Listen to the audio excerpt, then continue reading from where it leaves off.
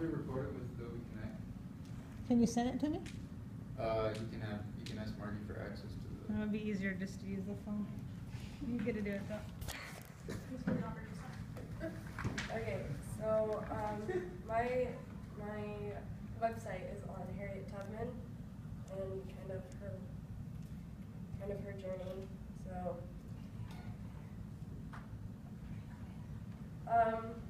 So I guess I'll do the basic summary first. So Harriet Tubman was born in 1820 and died in 1913. During her lifetime, she was a spy for the north part of America. She was also a conductor of the Underground Railroad. During her time as a conductor, she made 19 trips and led over 300 slaves across a network of secret passages, pathways, safe houses, and meeting places. Harriet prided herself in the fact that she never lost a single passenger in her time as a conductor. So, this is Harriet's early life. So, Harriet was born to an enslaved family in 1820. Physical violence was a part of daily life for Harriet. She was lashed with a whip about 5 times a day. Some scars from this violence would stay with her for the rest of her life.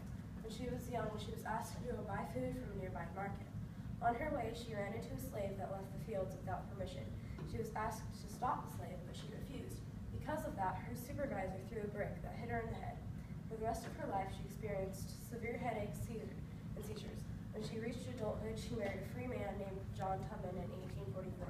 She soon decided that she didn't want the life of slavery and decided to run away. So, a fun fact about Harriet, she was originally born named Arminta, but changed it to Harriet when she was married to honor her mother.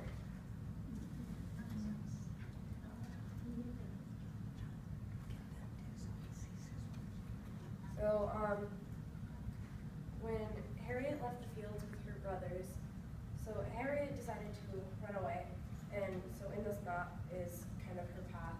She left from here and went up to Pennsylvania. So when Harriet left the fields with her brothers soon turned back. She kept moving on though. She refused to return to slavery.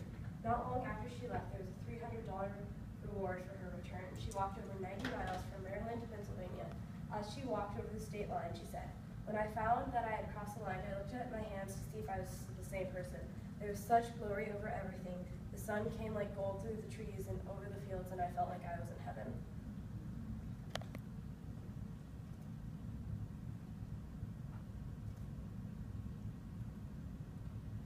So this is about Harriet's life after her escape and during the war. So not long after Harriet found freedom, she received news that her niece Kisa and her 2 young children were going to be sold. She traveled back to the south to find that Kisa's husband made the winning bid on his wife and his kids. Harriet then helped them make their way up to the north to be free from slavery. This was one of the first of Harriet's many trips south. Soon she had earned the nickname Moses. Later she found out that the people in the free states could capture runaway slaves and return them to the south. This soon led to many free blacks and fugitive slaves were being sent back to the clutches of slavery they worked so hard to run from. Harriet then decided to reroute the Underground Railroad up to Canada, where slavery was outright banned. Once the Civil War hit, Harriet kept up her work on the Underground Railroad.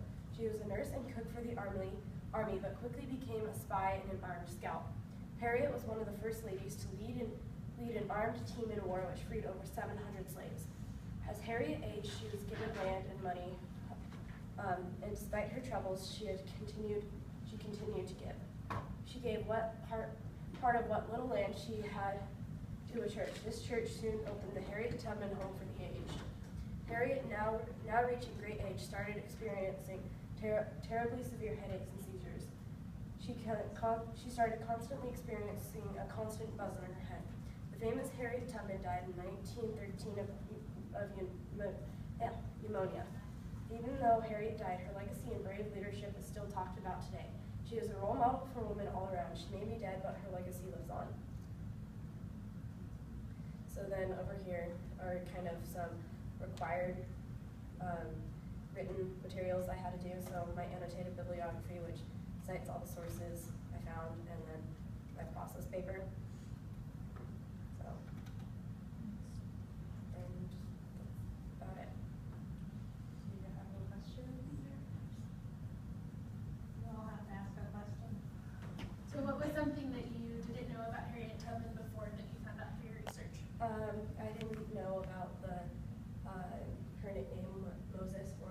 the fun fact that I shared of her name was originally Arnita. And why was she nicknamed Moses? That was my question. She was nicknamed Moses for the leadership she showed in leading many people to slavery, because Moses led people across many deserts, I think, to freedom.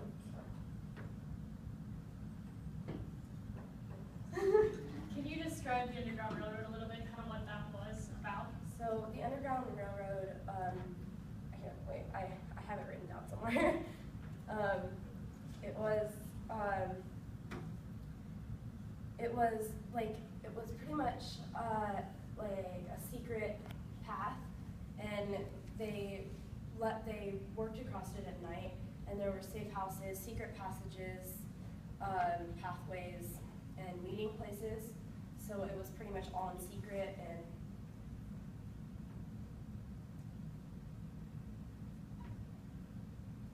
I have a question. Why did you choose Harriet Tubman? well, she was someone I didn't know much about, and I wanted to learn more. And I found her an interesting topic.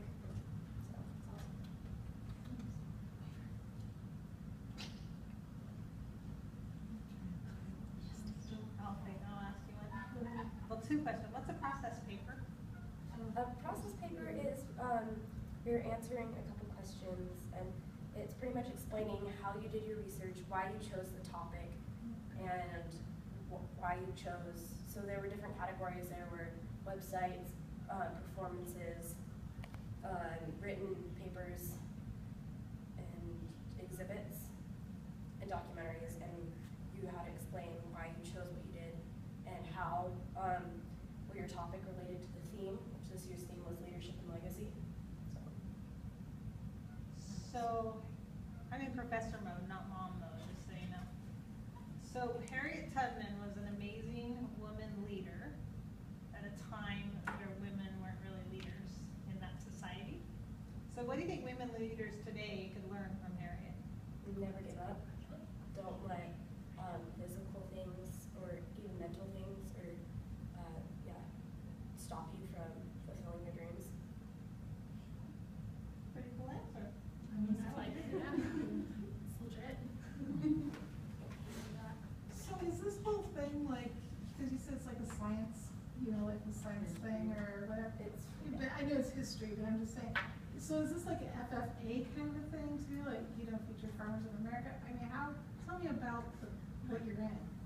Okay, so this is a competition, and it starts out your school district. So we had like Nampa School District get together for a competition, and the winners of that one went to states, and the states winners went to nationals, and nationals has not taken place yet. But so the winners of nationals get like some big thing.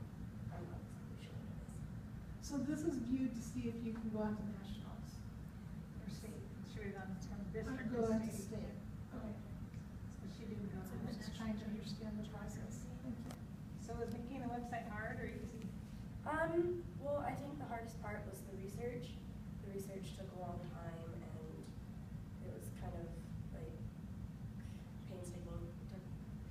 It wasn't fun, but putting together the website was fun. I enjoyed kind of putting my ideas down onto like something that I could show people. Good.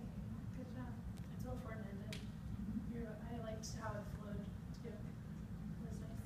That's better than me making a website. I was gonna say, I don't think I could do that. Do you think you could teach your parents to make a website? Yeah, I don't know.